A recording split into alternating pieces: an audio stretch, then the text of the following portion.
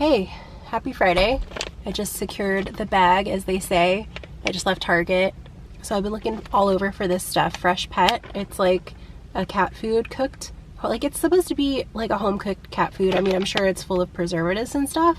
So this is what it looks like. It's kind of like these cooked little like morsels. And I've been looking all over for this stuff. I've probably stopped at like 4 different places looking for it. I went to Pet Food Express, got a bunch of stuff that I wasn't even looking for. They have this like pantry box special, and it's like this brand Nulo that I've never tried before. And you get like, I'm not going to take it apart and show it to you, but you get like a thing of like bone broth and a couple little, you know, those little strips, not strips, but like tubes of cat treat. And then you get like a couple pouches of food, and then you get a pack of like dehydrated raw food.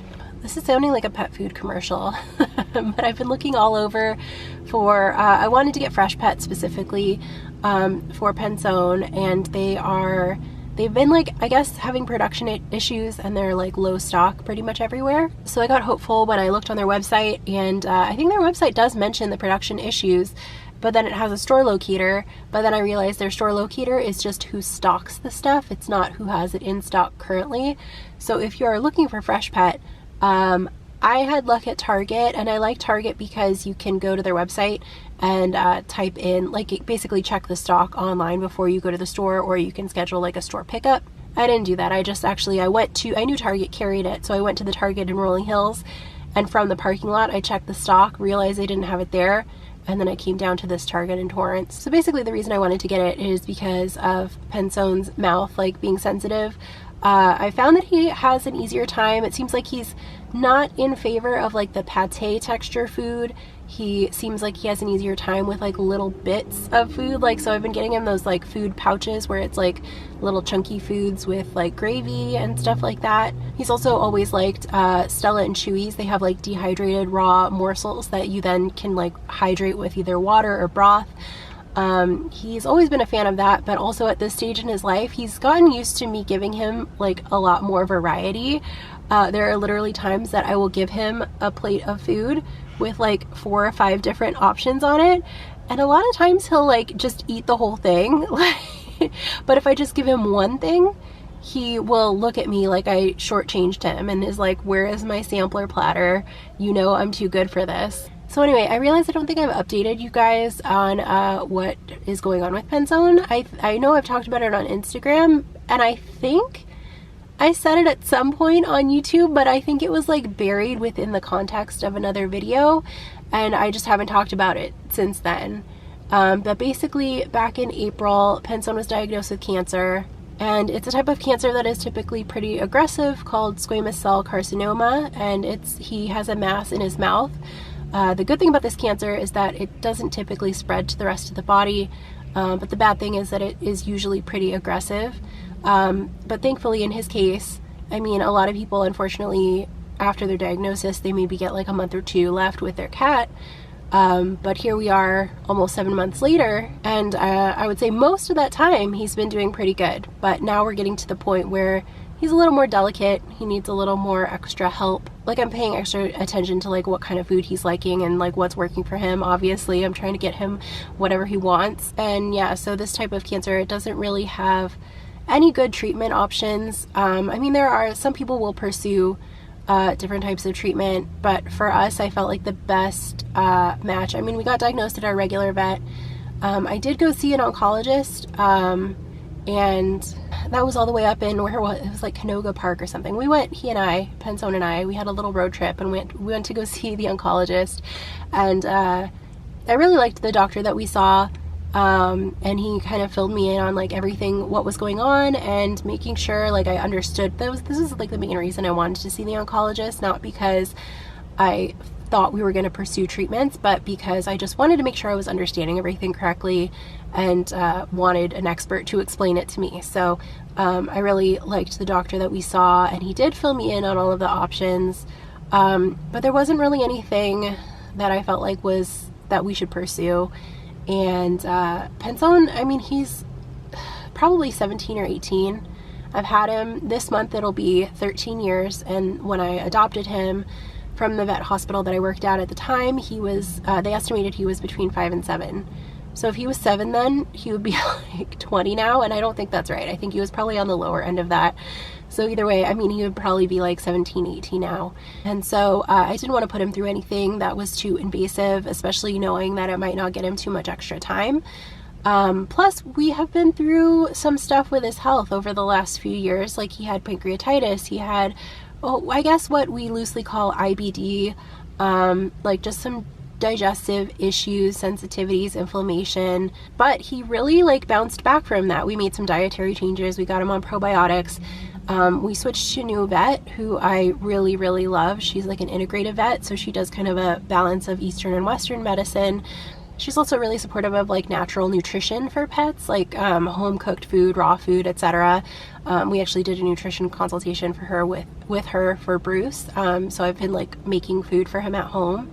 And so I'm just really glad that at this point for Panson, like I have a vet that I really, really like and trust, and has been giving us great treatment options. Even though the treatment options for this are limited, she's been giving us great options to at least keep him happy and comfortable during this time. And I think, you know, one of the reasons that I decided not to go with treatment, I mean, aside from it being kind of invasive and I didn't think that he would like it doing it, I felt like we have a lot kind of going for us health wise. I think like having his nutrition and everything else like balanced, it seemed like his overall health was pretty good. So I felt like we should just go with that and try to, you know, take care of his immune system, take care of his nutrition and everything, and keep him healthy and strong. And hopefully that would help him through this cancer. And by help him through it, I don't mean like cure it. I just mean to make it easier on him and make it, you know, hopefully prolong his life as much as possible. So yeah, I mean, there's a lot more that I could say. I was just thinking about like Panson and all of the health stuff that we've been through, and like I feel like if I were to write like an owner's manual on Panson, like I would definitely have a lot to say. I feel like I've been, I don't want to say helicopter mom, that sounds negative, but like I've gotten used to paying really close attention to how things like food and stress and stuff like that like really affect him and affect his health. And so I think, I mean, like he had pancreatitis a couple years ago, it was like 2019, and the first time he got it, I didn't catch it until right away, and you know, we got through it, but after that point, I started noticing like the early signs of it, because I mean, it tends to, some cats get it once and then that's it, but for a lot of cats, it can like recur, and so it's really helpful to catch it early, like at the early stage of a flare-up, and you can kind of calm it back down. And so there was one time I took him into the vet because he had a look on his face. Everything else was normal, eating normal, bathroom normal, no vomiting, energy seemed normal, but I just could tell on his face that something was brewing, and I took him in and he had pancreatitis again. So I think that he and I, we're very in tune, and I don't know if you can tell from my voice, but like, or maybe from my video yesterday, that I have this like sinus infection.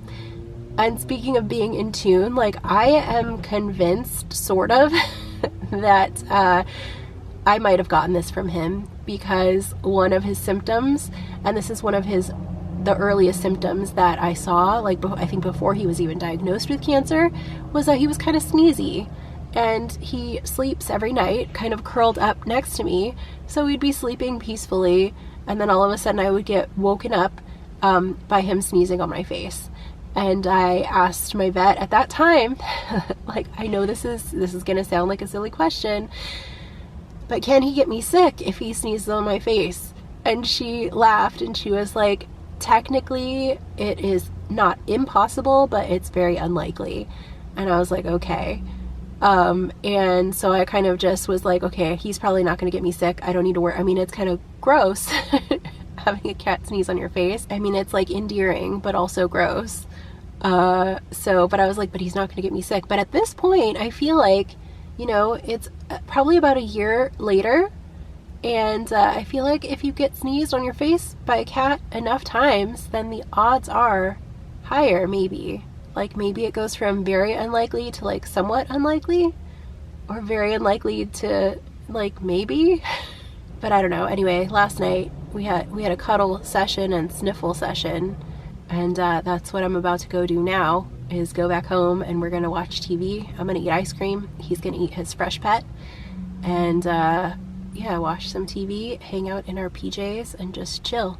But yeah, I just wanted to give you guys an update because I know a lot of you guys really like Panson, and I know because you asked to see him when I make videos and he's not in a video for a while. You ask to see him when I make a video that he is in. You asked to see him more. So I know there are some Panson fans out there, so I just wanted to keep you posted. Actually, yesterday he was asking me, he's been asking me to go outside more, which he's always been a strictly indoor cat. But lately he's been asking me to go outside. So he's been going out and walking around in the yard with Bruce.